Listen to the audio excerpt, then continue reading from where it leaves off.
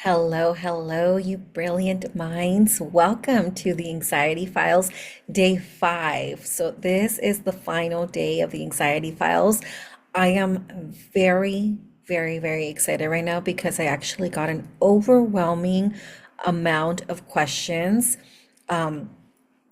about anxiety. So today I am going to be answering those questions through the lens of hypnotherapy and through the lens of the mind.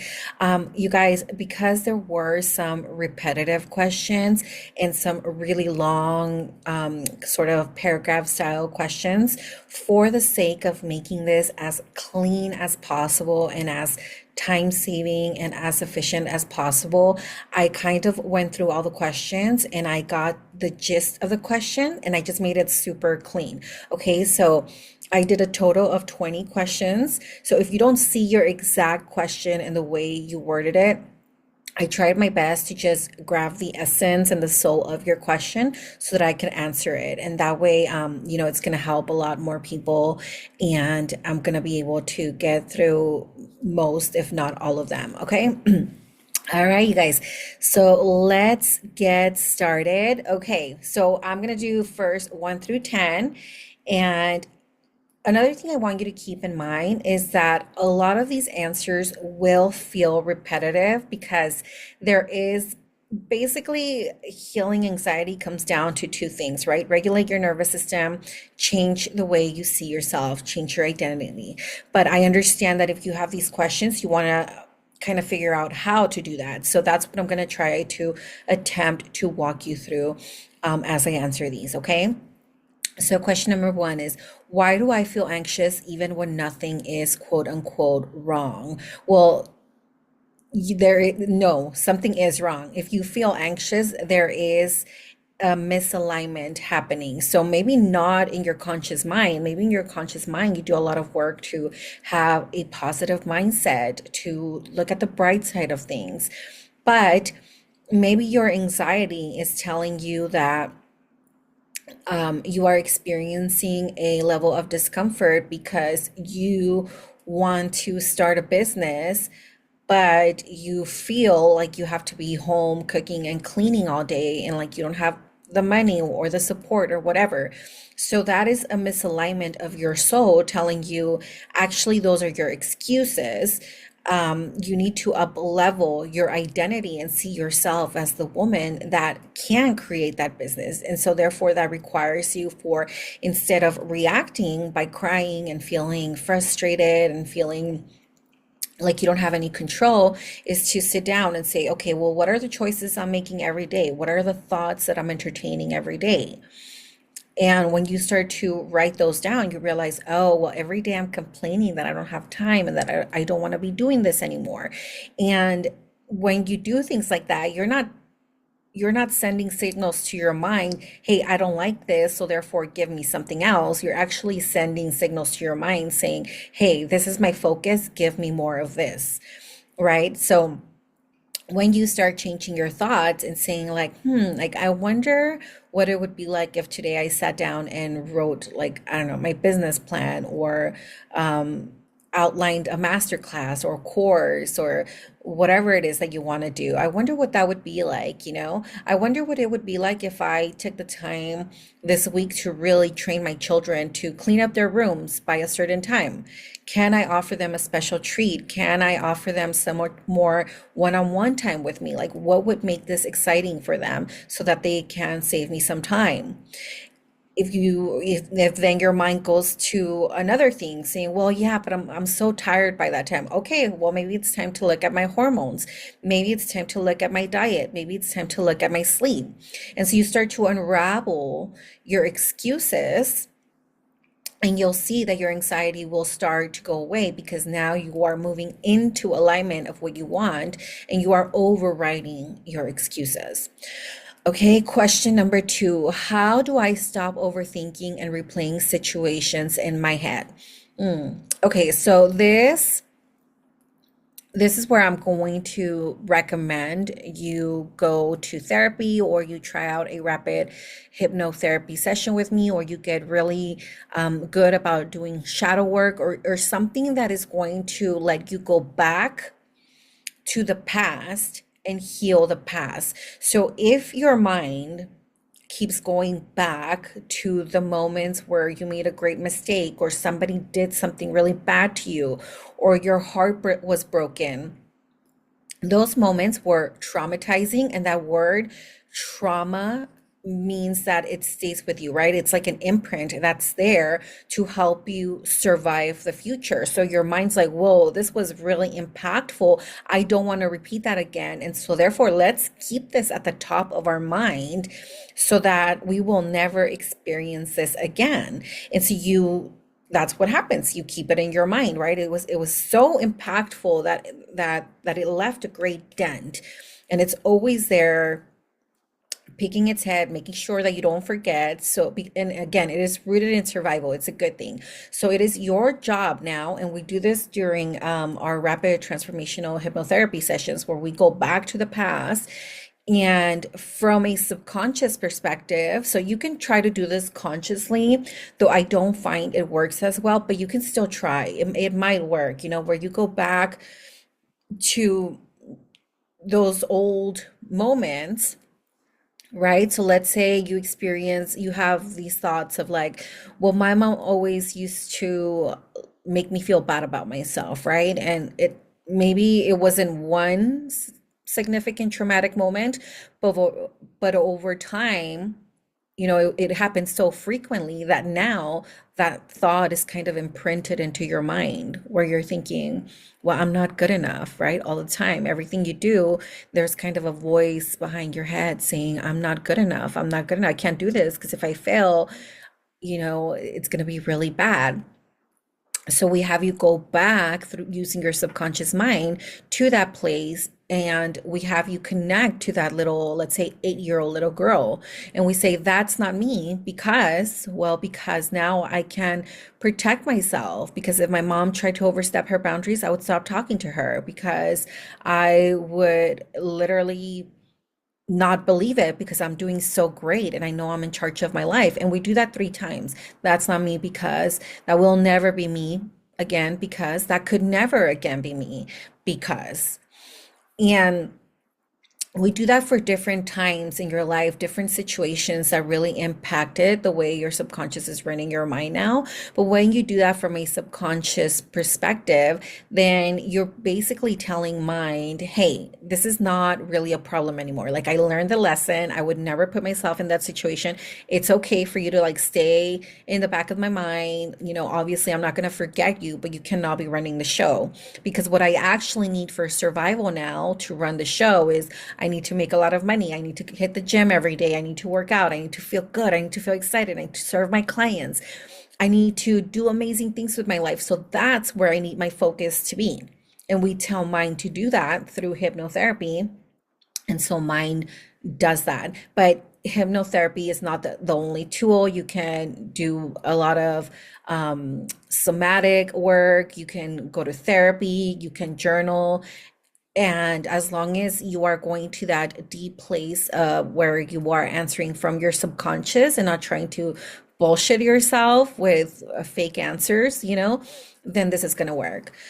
Um, Number 3, why does my anxiety feel worse at night? Typically, it's just because you're not busy. So if throughout the day you are doing a lot of things, you're running errands, you're going to work, your mind is occupied, and so right before bedtime, it's kind of like that moment where your conscious mind starts to get sleepy, so it's not occupied, so your subconscious mind is free to be like, "Hey, I need to tell you something," because that's what anxiety is. It's your subconscious thoughts and feelings trying to get your attention. And when your conscious mind is not there to keep you occupied, when you're playing video games or when you are on your phone scrolling or eating or just doing things that require your conscious attention, then your subconscious mind is like, okay, it looks like you have a little bit of free time. I need to talk to you. I really need to have this conversation with you.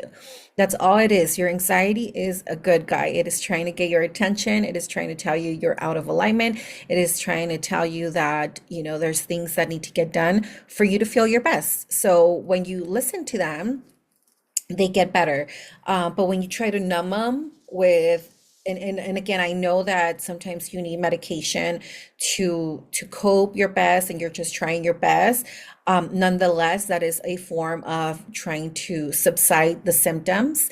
And in my experience, what you resist persists. So the sooner you can look at why that anxiety is there and get real answers and start working towards real solutions, it's just going to be so much easier and faster to get rid of it. And we did this exercise on day 2 where we asked the anxiety using hypnosis why it's there. So if you didn't get a chance to do that, go back to day 2 and you can experience that there. Question number 4. How can I manage anxiety when I wake up already feeling tense? So if you're waking up and anxiety is ruling your life, it's not bad. It's just really trying to get your attention. So your conscious mind is its guard is down when the first thing in the morning when you wake up and when you go to sleep, right? So your conscious mind, oh dear, bear with me 1 second. I'm so sorry. I just got a package. Okay, sorry about that. Okay, so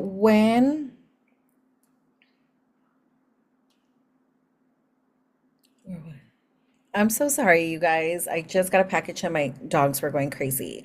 Okay, so how can I manage anxiety? Let me regroup again. When I wake up already feeling tense. Yeah, so first thing in the morning when you wake up and right before you go to bed, your conscious mind is not trying to do anything. Your conscious mind is trying to go to sleep. It's tired, it's trying to acclimate to the day. So that's when you're going to feel your anxiety the most if it's really trying to get something out to you, an important message. So I would say I don't like the word manage, how can I manage anxiety? Um, if you really need to, always go back to your breath, okay? Always go back to your body. So because the anxiety is felt in your body and it is expressing itself through your body, the best way to manage it is to use your body, so your breath. So we did this in yesterday's exercise, so day 4. So we're going to take a deep breath in for a count of 4 in through our nose, out through our mouth for a count of 8. And you do that 12 times. And when you get your body to relax, you're going to spend the rest of your day training your body to hold itself with a lot of certainty, with a lot of backbone and conviction. That means you're sitting up straight, you're smiling a lot, you're sending signals through your body, through your vagus nerve, up to your mind saying, hey, I feel confident. I got this. Like, let's look for solutions. I am not a victim. You tell your mind through your body that you are a victim when you are slouching, when you are laying down, when you are frowning, when you are crying, when your tongue is tense, when your jaw is tense, when your eyebrows are frowning.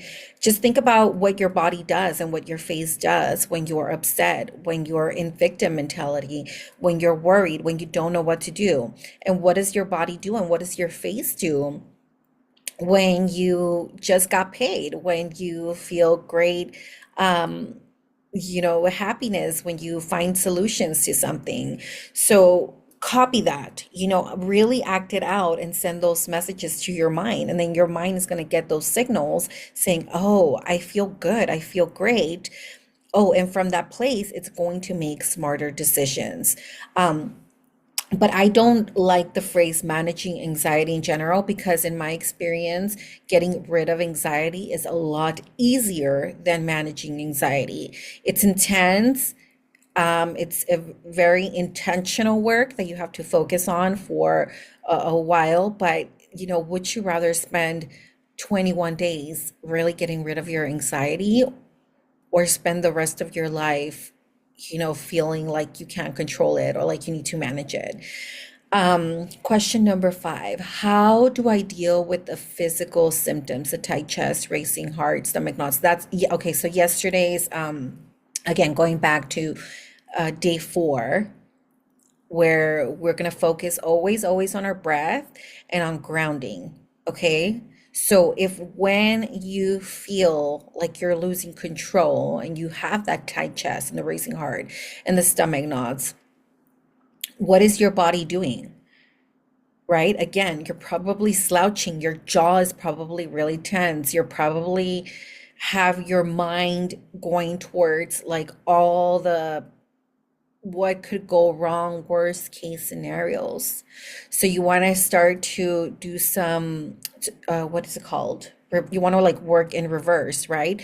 You want to, again, ground yourself, feel your butt in your chair, feel your feet on the floor.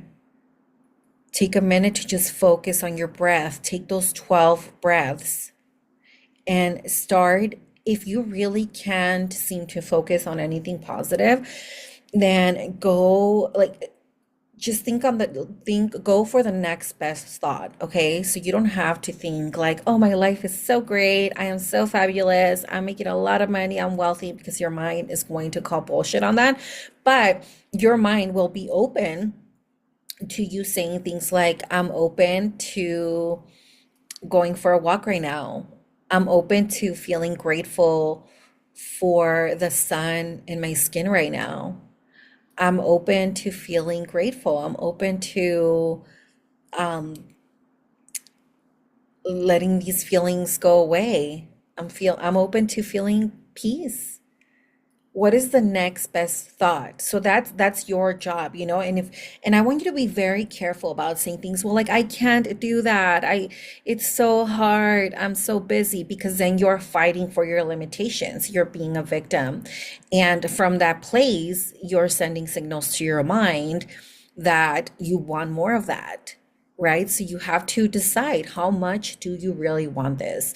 Do I really want to be the type of woman that is in control of her body, that is making moves where, I am staying healthy, I am staying peaceful, I am in control of my finances, my love life, my whole life experience? If I am that woman, then I can't be working towards that and being a victim at the same time. You have to catch yourself when you're fighting for your limitations.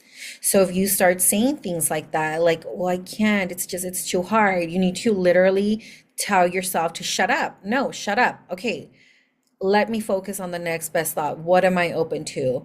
Well, I'm open to thinking different thoughts. I'm open to trying something different, right? And then you start doing your somatic exercises, which are, again, to breathe, to ground yourself, go outside and get some sun, go wash the dishes, go do something productive, redo your closet, move your body while you're doing something that's gonna feel good to have done. Does that make sense? Okay, question number 6. How do I calm myself down during an anxiety attack? Okay, so this is going to sound a little counterintuitive, but during an anxiety attack or a panic attack, I would suggest you tell yourself to make it worse. So imagine that you have like a dial in your heart and you can turn up the dial and you're experiencing these feelings of anxiety. The first thing I would tell you to do is to make the anxiety attack worse. See how high you can go, see how bad you can make your panic attack, and really feel yourself. And if you can make it worse, that means you can tone it down. That means you can bring it back down, because an anxiety attack is still under your control. I know it feels like it isn't, but the anxiety attack is what is happening when your body is trying to get rid of energy that you've allowed to fester for too long. So you thought a negative thought for too long. You allowed yourself to entertain, you know, images in your mind and feelings in your body that went against who you really are. So there's this gap being stretched out, and your body is attempting to regulate itself. So if you can make your anxiety worse, then that means you can bring it back down. the same way you allowed it to go up that high, which is using your imagination. So you can start thinking of things that you like. So using your five senses. What is a scent that you really like? What is an image of a place that you love? You know, what is a song that you love to hear? What is a food that you love? So start using your senses to focus on things that you absolutely love and you think everyone else should have a try. And just think of how sad it is that, you know, there's somewhere out in the world that will probably never try your favorite food, not because they can't, but because they refuse to. And just think like, oh man, if I could just get people to try this food because it tastes so delicious, and start thinking about how good that feels in your mouth and how it waters, like that, how it feels inside of your mouth. Really get lost in the experience of, you know, wrapping yourself in your favorite blanket, of the scent that makes you feel like, you know, it's Christmas or whatever beautiful time of the year you love, your birthday, I don't know, maybe your kid's birthday. Get lost in those senses. But yeah, my first thought when I started learning this and I was still having anxiety attacks was that that's what my mentor, Marissa Peer, had taught me. She's like, okay, well, make it worse. If you can dial it up, that means you can dial it down. And it worked. It worked. And honestly, I have not had an anxiety attack in oh, actually, that's not true. I had a little one. I'm planning my daughter's quinceañera and it's very stressful. And I was allowing my thoughts to get away from me. But this last time that I had it, I just kind of had a feeling of like, oh, isn't that interesting? Like, I didn't even catch myself really allowing my thoughts to get so out of hand, and I was able to bring it back down very, very fast. But it does work. Number seven, why does my anxiety get worse before big events like speaking up at work or going to social gatherings? Yeah, again, that's your imagination, right?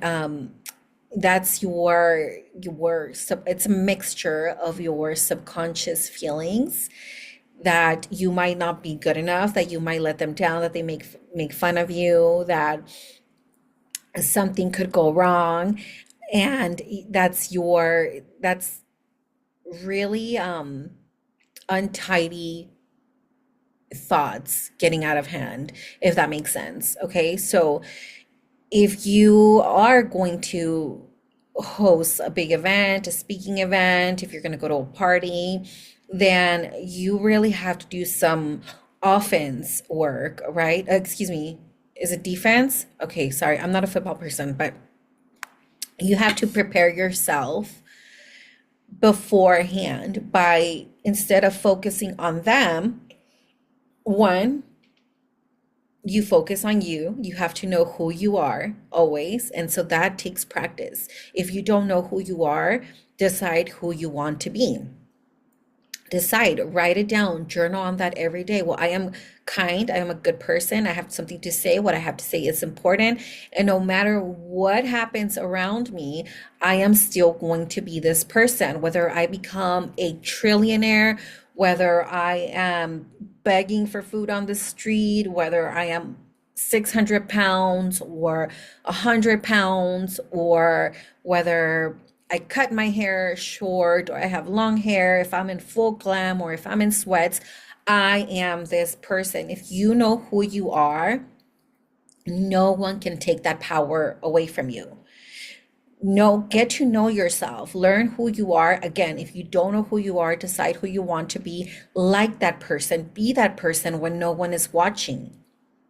You know, so if you're telling people that you eat healthy, but then you go home and you're kind of scarfing on a down a bag of chips, that starts to become a betrayal of yourself, right? So when you're at home alone, do things that you wouldn't mind people hearing about. You know, be the woman that you say you want to be. Start practicing that, because when you know who you are, no one, no situation could take that away from you. And so now you've prepared yourself to go out and share yourself with the world, because you know that no matter what, no one can take that away from you. I do have another suggestion. So let's say for you, it's like a speaking event, or you're hosting a master class or something for your business. It always helps to remember the bigger picture. So if there is a product that you are offering that offers a solution to the world to make the world a better place, if you can keep your attention on that fact, then all of a sudden you get over yourself because it's not about you. You are just the medium through which this thing is happening, but it's bigger than you, right? Like, for example, right now I'm giving this anxiety to, I'm not anxious at all to host this, but if I were, I would remind myself, well, there are a lot of women out there with anxiety that, because they don't know how to control it, they're missing out on big opportunities. They're not making the money that they can make. They're probably fighting with their spouses all day. They're probably treating their kids like crap or ignoring them because they can barely muster up the energy to exist, because there's something inside of them that's telling them that they can't work at full capacity. And I know for a fact that that thing is a lie. I know for a fact that anxiety is made by our own minds. And I know for a fact that it's very, very, very easy to remove compared to how difficult it is to live with it. And when I know that, then all of a sudden I'm like not gonna care what anyone has to think about my words or my presentation or anything about me, because it's not about me. It's not about me. Okay, and then another thing I want to say about this is, if you are anxious to be around other people because you think they are going to judge you, just remember that we only judge people based on the things that we don't like about ourselves. So the only reason why someone would have something negative to say about you is because that is them telling on themselves. Always, 100% of the time, when we judge others, we are just mirroring the things that we don't like about ourselves. So if someone tells you that you're fat, okay, and they mean it in a negative way, then that's just them telling on themselves that they hate their body. They don't like that the way they look, and they put all their meaning about themselves on their body. And so if they were to get fat, or if they were to gain weight or not look perfectly, then they would lose their self-worth. Okay, so in knowing that anyone's negative words or thoughts or whatever, it's really just a reflection of themselves, and knowing that you are a good-hearted woman, that you could just start to feel a little bit of empathy for them and kindness, and know that nothing that anyone ever says about you will be about you. It's always about themselves. Okay, number 8, how do I stop worrying about what other people think of me? Okay, so that's going to be the same answer as number 7. You know, just know that it's never about you. It's never, what people think about you is not about you. It's about them. It's always about them. The only person you have to worry about is yourself, period, end of story. The only way you can serve the world is if you are yourself. If you know who you are, that is how you're going to make the world a better place. And anything that doesn't align with your goals, with your financial goals, with your health goals, with your spiritual goals for life, for your purpose, then it's none of your business. Mind your business. It's not for you. You are here to help the women that want to be helped. You are here to do the job that you are being called to do. And you are here, it's really hard enough to find that journey to self-love and to rediscover yourself over and over, because it does feel like every time you hit a new high, right, that you get better about life, then all of a sudden you are now called to the next level. And so now you have to do this work all over again. And that's your life. You are here to steward your own life. So other people's opinions of you are they're too much energy. They're really just way too much energy. Just plug that energy back into them. Let them worry about themselves. You're here to worry about yourself. Um, and move forward, you know? Number nine, is it normal to feel anxious for no reason? Well, it's not, you don't feel anxious for no reason. You do feel anxious for a reason. You don't know what the reason is because the reason might be very deep in your subconscious, but your anxiety is trying to tell you something. So go back to day two and ask your anxiety why it's there. And you'll find that even though that consciously it feels like it's just there for no reason, it is trying to tell you something. So if you, let's say there's nothing going on in your life and you're so calm and chill and you're like Netflixing every day and scrolling and your bills are paid and you're good, but you still have this anxiety, so that might be God trying to tell you, like, ma'am, I have a purpose for you, and you're not following your purpose. Like, this is not life. Chillin' is not life. You're here for a reason. I need you to figure it out. So because I've heard that pretty often, like someone is like, I don't get it. I have the best life, and I have this anxiety. Well, yeah, because sometimes your idea of a great life is not God's idea, and you can, whatever word resonates with you. I believe in God, so I that's the word I resonate with, but it's God telling you you have such a much bigger purpose in this life, and it's time to start looking at that. Okay. How do I tell the difference between intuition and anxiety? Well, those are two different things. So your intuition is more of it's a very calming energy. It's a very peaceful energy, I would say. I would say it comes from God. Anxiety does not come from God, right? Feelings of panic, of feeling rushed, that's just your body telling you again that you are out of alignment with your intuition, actually. So with your intuition, you'll feel something more like, oh yeah, like this feels right. And you have to be very calm in order to receive that. And you really have to be in the energy of what you do want. With anxiety, you just feel like there's something wrong, right? And so that is telling you to pay attention to your intuition.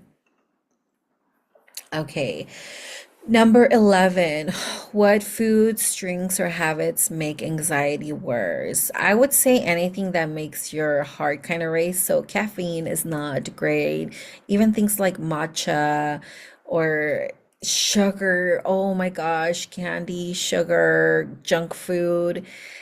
And I'll tell you why. It's not necessarily like the coffee is it's very obvious because it raises your heart rate, but with junk food, you're out of alignment, right? Your body is sacred. Your body needs to be at optimal health in order for you to work your best. You were created in this perfect image where you have a purpose and your mind is supposed to be, well, I don't like the word supposed to, but for the purposes of answering this question, your mind, your body, your heart, you have to be in this alignment that comes from really taking care of and honoring yourself.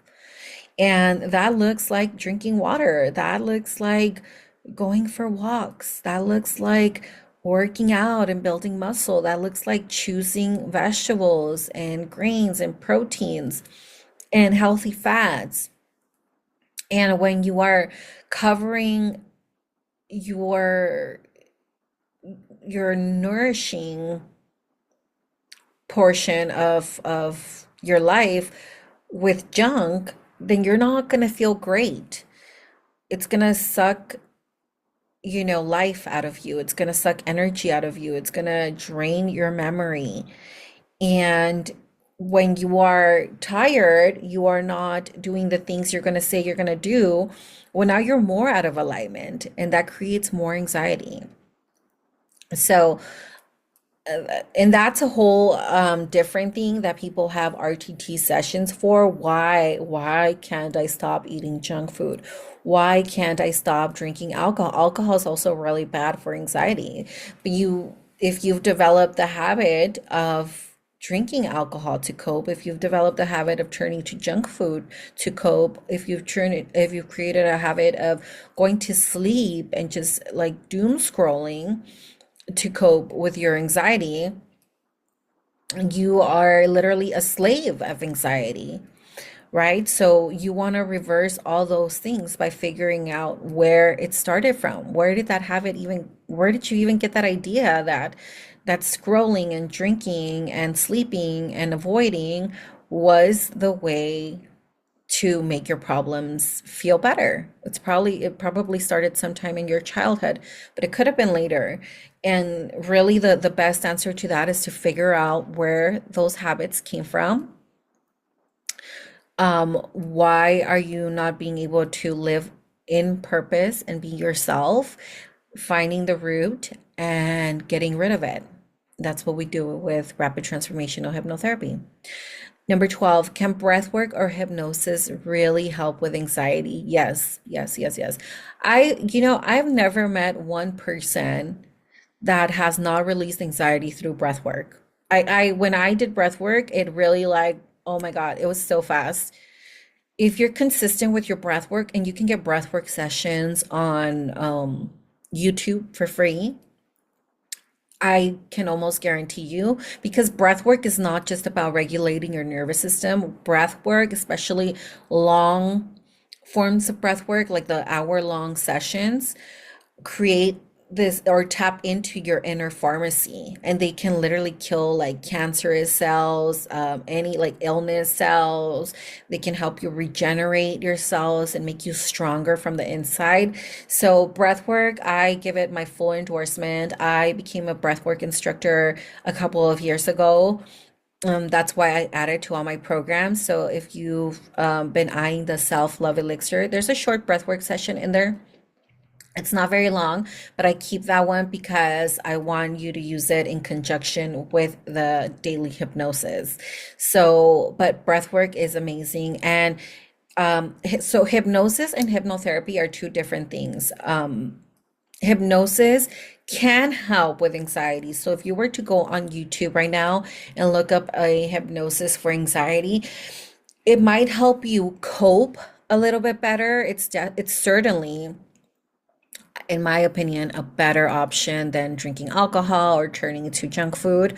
So it's a very good coping habit for anxiety. But if you are doing hypnosis every day and you're like, what the hell, it's not working, then I recommend you turn to hypnotherapy, because hypnosis is more about training your mind to believe something new. But your mind is so brilliant, and we talked about this on the first day, that you can't just decide that you're gonna go up against it with like anything. I'm not just saying this. Your mind is it's smarter than a computer. It's smarter than the like most expensive government-owned computer in the universe. Like your mind is, if you try to go up against it, it's like the Hulk going up against a toddler. So if your mind is trying to protect you from something through anxiety, you're not going to get rid of it until you figure out what that thing is. Because your mind is programmed to keep you alive, to keep you safe. And so, therefore, if you decide that, excuse me, if you do not remove that thing that is at the root of it, then you're always going to be fighting against it, right? And you guys, like an RTT session takes about 2 hours, and it is a lot. It is very intense, but and most times women do cry, but once you are like you really sit down in an interruption free environment and go into that deep dark part of your mind and realize that you hold the power and that you've held the power all along, and you remove that anxiety, there is this overwhelming feeling of power, of like you almost feel like your heart went back into your chest, like the lights turned on, and oh my gosh, like I'm alive again, because the anxiety had been covering up so much of your life, and it was like this dark cloud. And when you realize that you can go in there and remove it, oh, that feeling is amazing. And then we follow on that hypnotherapy session with hypnosis. So you get a 21-day transformational hypnosis tailored to you and the things that you want, what it means to you to live anxiety free. And now you're retraining your mind to think a different way, to look at things a different way. And so you start thinking different thoughts and feeling different feelings and taking different actions, which cannot possibly give you the same life.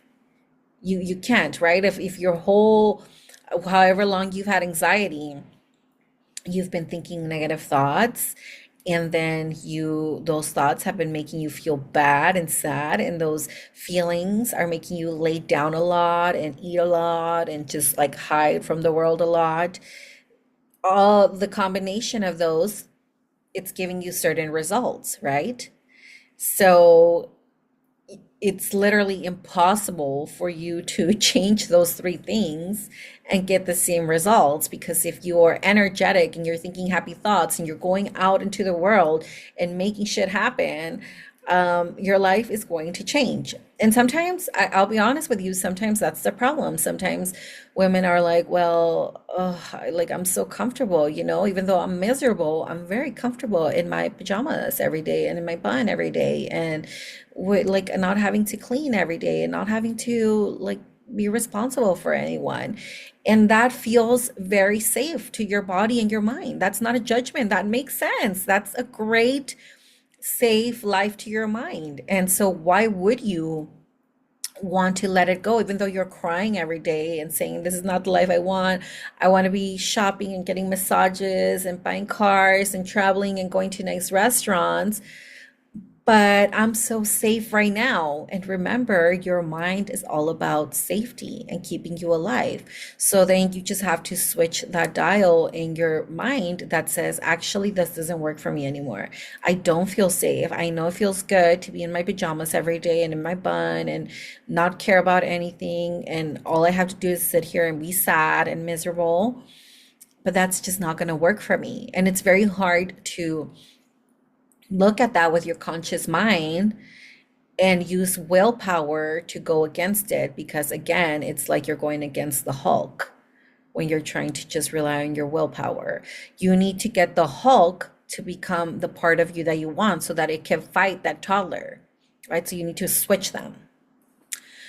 Number 13, how can I set boundaries without feeling guilty or anxious?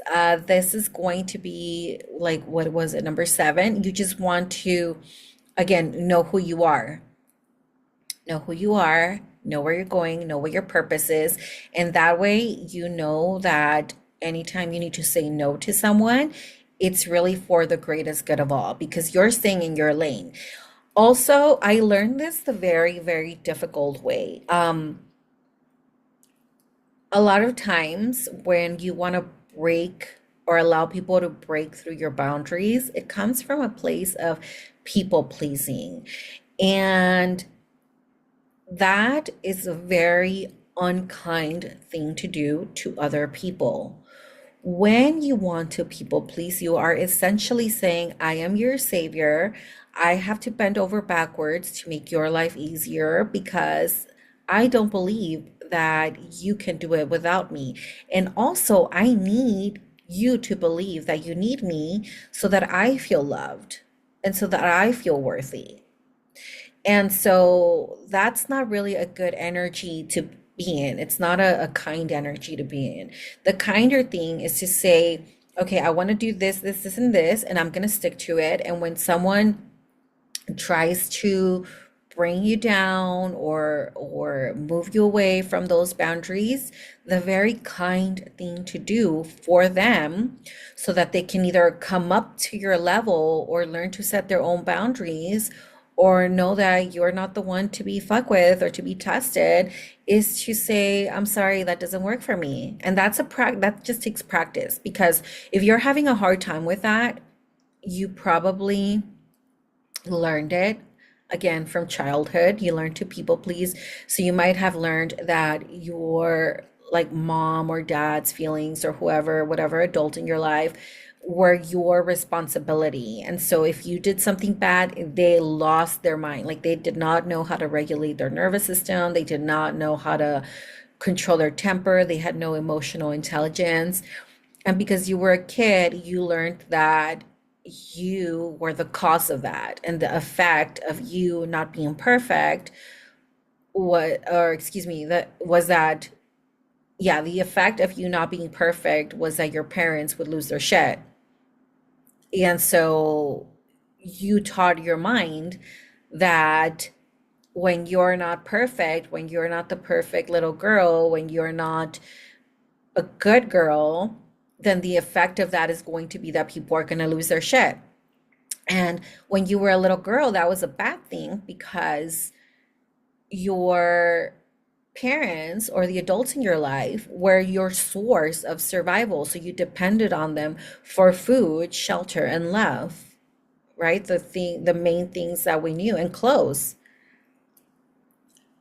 But now, as an adult, you have to realize that you are responsible for yourself and that other people's feelings are not your responsibility. And there is a difference in being a respectful human being, a kind human being.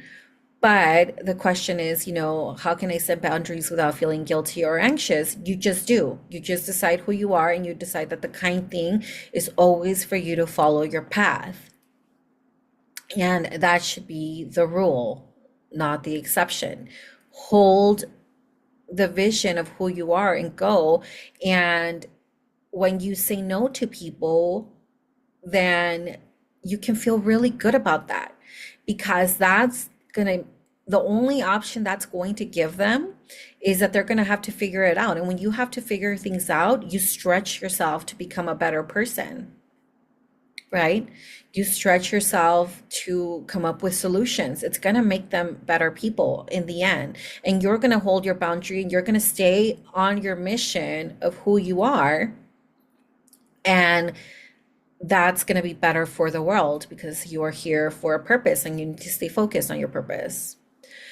Number 14, how do I balance motherhood, career, relationships when my anxiety feels overwhelming? The best answer I can give you for this is get to the root of the anxiety.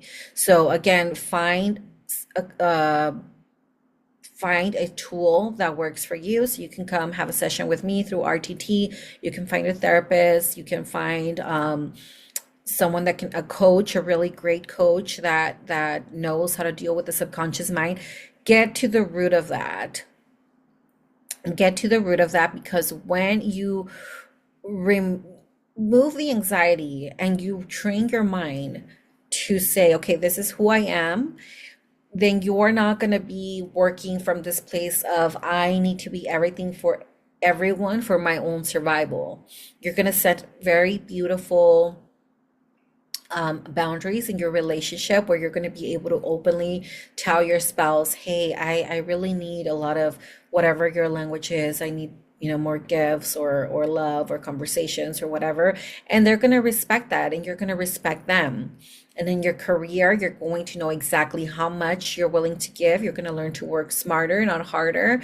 You're going to learn how to manifest better things by making it easier, not harder. In your motherhood, you're also going to learn how to be a great mom without losing your shit all the time. You're going to learn how to have your kids cooperate and help you clean and be kind so that you're not so stressed out all the time.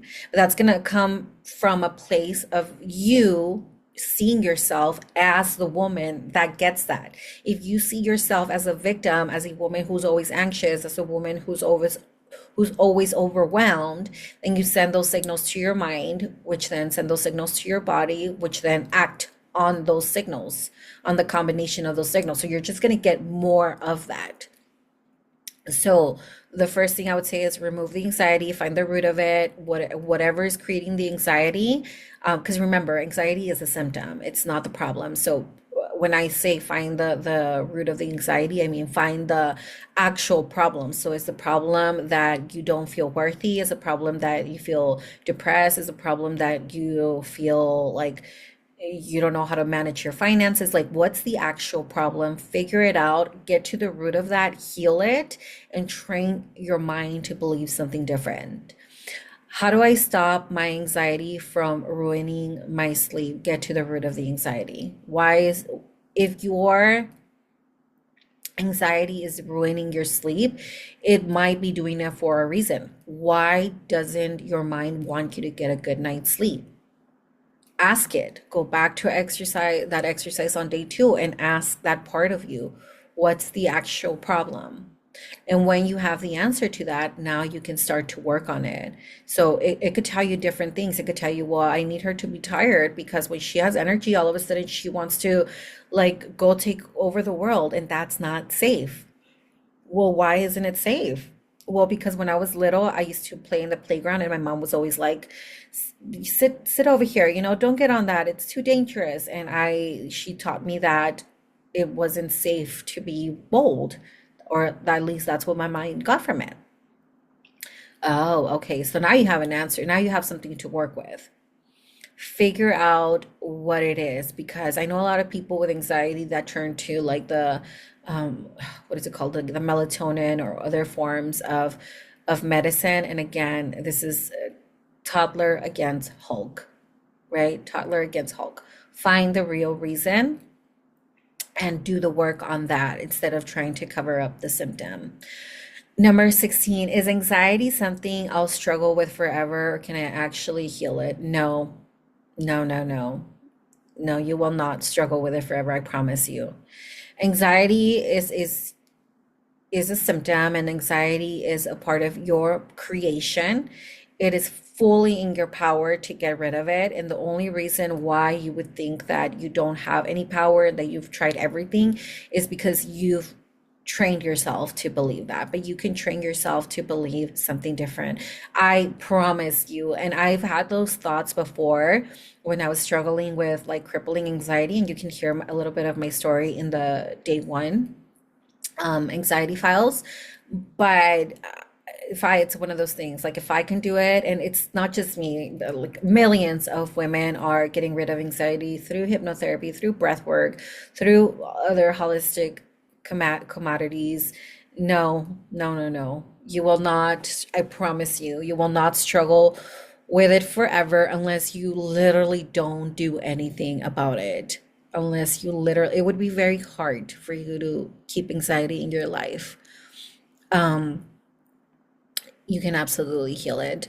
Number 17, how do I stop passing my anxiety down to my kids? Well, you can't show them something that you don't know how to do. So first, figure out why you have that anxiety. What is the root of it? Heal it. And when you start retraining your mind to believe something better, you are going to become very confident, and you are the eyes through which your children learn. So if they're anxious, it's because that they are experiencing the world through what you're teaching them. And if you're teaching them that the world is a scary place because you're scared, then all you have to do is reverse it. So when did we learn this? We learned this in day three, I think, where we want to learn to not react, we want to learn to respond, right? So instead of panicking and saying like, "Oh shit, I think I'm so anxious. Oh my God, I'm worried. I'm passing this down to my kids. I don't know, like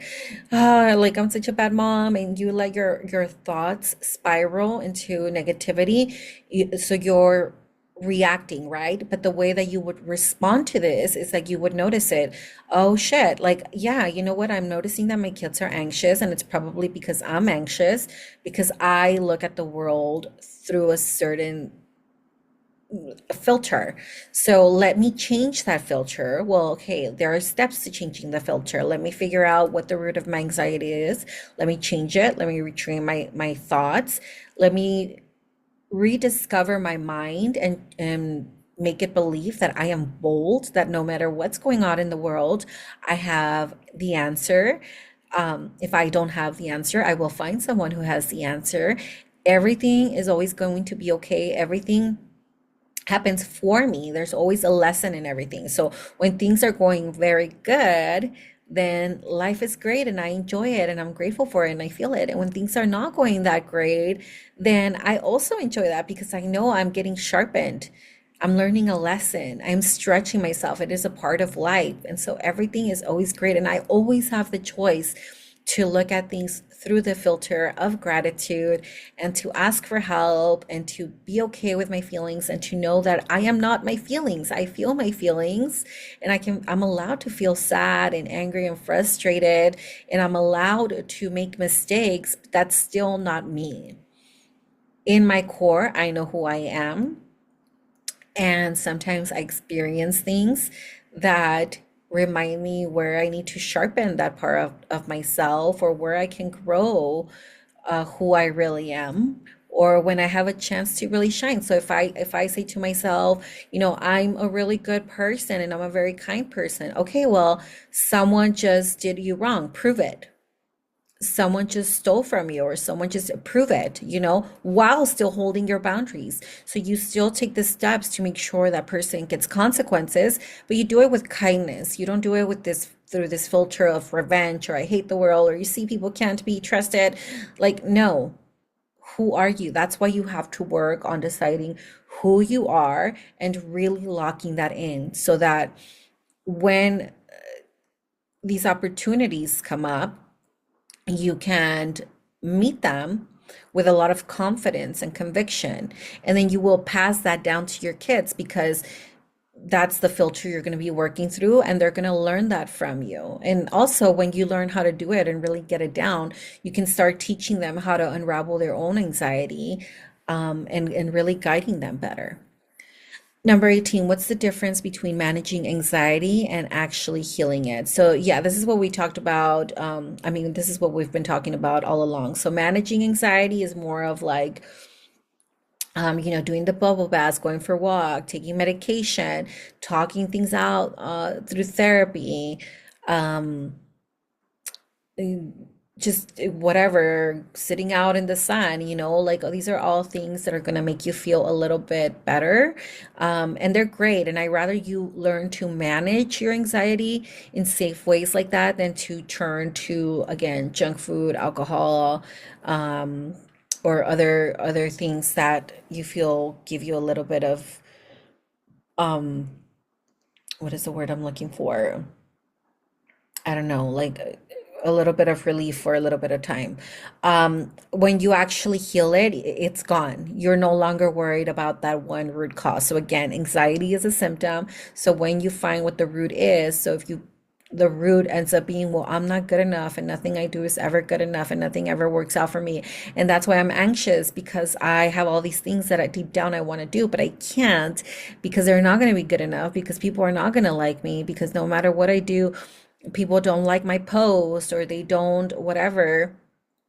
When you remove that belief that you're not good enough and you decide I am good enough no matter what and everything I do it because I freaking feel like it, and whoever wants to join my circus can come and whoever doesn't, I don't, it doesn't affect me. It's not that I don't care. I care about people and I love people a lot, but I'm just here being myself and it doesn't affect me if I am liked or if I'm not liked.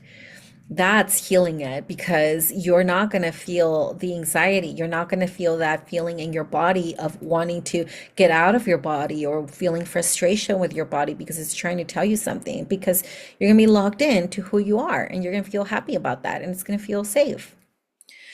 How can I reprogram my mind so that I don't default to anxious thoughts? So, step one to that, yeah, step one to that is to find the root of the anxiety, remove it.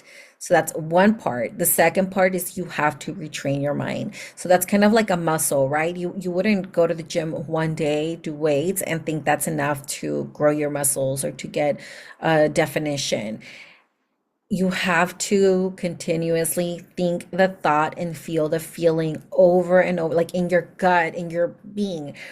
And it has to get to a point where you don't have to think about it anymore. So let me think of an example. Mm, let's say that I want to believe, okay, let's think, excuse me. Let's go back to the moment when you first got a job, right? You went from being a woman who didn't work, who didn't have a job, so you did whatever, maybe you were a student, maybe you were at home, whatever, and then you got a job, right? And at first it feels a little weird, like you're learning things, you're like, I have to go to work, I have to go to work, I have to like get dressed up or whatever. And eventually it gets to this place where sometimes you don't even know how you got to work or you don't even know how you got home from work because the drive is so automatic. Like you don't have to think about it. You don't have to think yourself as a working woman. You just are, right? You forget when you were learning to walk, you had to remember to put one foot in front of the other and how to hold your balance. And then one day you just did it so much that you don't think about it. Now you just think like, okay, I have to get up, I have to go to the yard, or I have to go downstairs, or I have to go to the store. And you don't think about how you have to get up and move your feet or get in the car and drive. It's just you're more focused on the destination, not on the process, right? But initially, the process of, let's say, going to the store would require you, if you were just learning to drive, would be to like, okay, let me turn on the engine, let me put on my seatbelt, let me check the mirrors, let me make sure that everything's right, so that I can start driving. And eventually you didn't care. Like you just kind of sense when something is off about the car or that you forgot to put on your seatbelt or whatever. So that's when you want to default your mind, you just have to work that muscle. So you have to keep focusing on what you do want. Like that is the like meat and potatoes of all this work. Focus on what you do want. So it is impossible for you to say, I don't want to be worried anymore. And then allowing your mind to entertain everything that could go wrong. So then you have to sit there like a toddler learning to walk and think like, okay, what can go right? What am I good at? Why am I so amazing? And at first, it feels like you're lying to yourself. It feels like you're just, it doesn't feel right because it's not in alignment of your current programming. But then you do it so much, and eventually it becomes the truth about you. It becomes who you are. And you, one day, you won't have to think about it anymore. You're just going to be walking around knowing you're amazing. And you're not going to be smug about it. You're not going to be pretentious about it. You're not going to think you're better than anyone, but you're just going to know that you're amazing and that nothing anyone does to you or nothing that happens outside of you can interfere with that. And that's just a process of repetition, repetition, repetition, repetition, repetition. Um, but remember, before that repetition, which would be like, let's say, a hypnosis session, would be the process of removing the limiting beliefs that you have that make you believe that's not true for you in the first place. And that's where hypnotherapy comes into place. And then number 20, how do I build confidence when anxiety has controlled me for so long? Repetition. Same answer as number 19. It's just repetition. With confidence, it's even easier because you just have to do what you say you're going to do. So don't tell yourself you're going to work out 5 times a week and make $1 million in your business and show up on Instagram going live and clean your whole house if you know you're not going to do it. Only tell yourself that you're going to do the things that you know you're going to do and start building that confidence. Start sending those signals to your mind saying, yeah, I do what I say I'm going to do.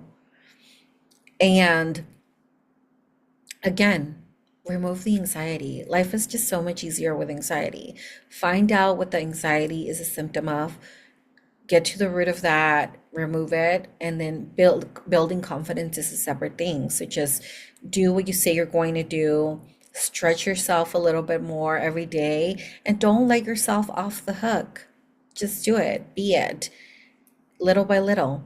The more you do that, the more you will feel confident. And when you don't have the root of that anxiety programmed into you, you're just gonna grow and accomplish things a lot faster. Okay, you guys, that is it. The 5 days have come to an end. Thank you so much for joining me. I know this feels like a lot, but if you do this, oh my gosh, it's like so worth every second of every exercise because I promise you, life anxiety free is so much easier, so much better than carrying that invisible burden that is self-created. I know I threw a lot at you. So just take your time. You can always send me your questions to hello@ednaestrada.com. You can DM me on Instagram. I am at Freedom Hypnotherapist Edna. I know that's a mouthful. I probably need to shorten that a little bit, but that's where you can find me on Instagram and on TikTok. Um, and then I will just leave these up as a reminder that the Self Love Elixir 2.0 is a self-paced program. It has an RTT session. It has a 21-day transformational hypnosis. It has an amazing future hypnosis that a lot of women have just loved and have used as their constant stepping stone to getting forward in life and hitting their financial goals or business goals. It really is, if I do say so myself, a really good hypnosis. It has a training on your nervous system and it has a breathwork session. So that's amazing. And then the next level self is my one-on-one RTT session. So this is for you if you really need a lot of guidance in resolving any deep traumas, if you really want to go deeper into what your anxiety is trying to tell you, because if you're working with me, I will keep like really going deeper and deeper into your subconscious, almost like we're in surgery, trying to figure out what that root is and really bringing it out. So I kind of think of it as like, I don't know if you've ever had like an ingrown toenail, but like when you like remove it, it just feels like like that's, I go in and I probe and I probe and I probe until we get the real answer for your anxiety. And then we take it out and then I create a customized 21-day transformation for you. And you have support from me, a little bit of extra support through WhatsApp or the Voxer app for those 21 days. Okay. And that one's only $179 for the time being because I am testing out single session RTT sessions. So you want to jump on that because if you wait too long, it might not be available anymore. I'm just trying to see how it does, how people are responding to it. Usually my sessions, I sell them in packages, but for my single sessions, I had them at $777. That was a complete package support. This is just for the one single session and the 21-day transformational recording and light support on Boxer. So like I said, I'm checking out to see how that if that fares well with you, with the audience, and it might stick around, but if it doesn't, this would be a great time for you to jump on it. Okay. All right, you guys, I love you so much. Thank you so much for being here, for joining me these 5 days. I love you so much. I will see you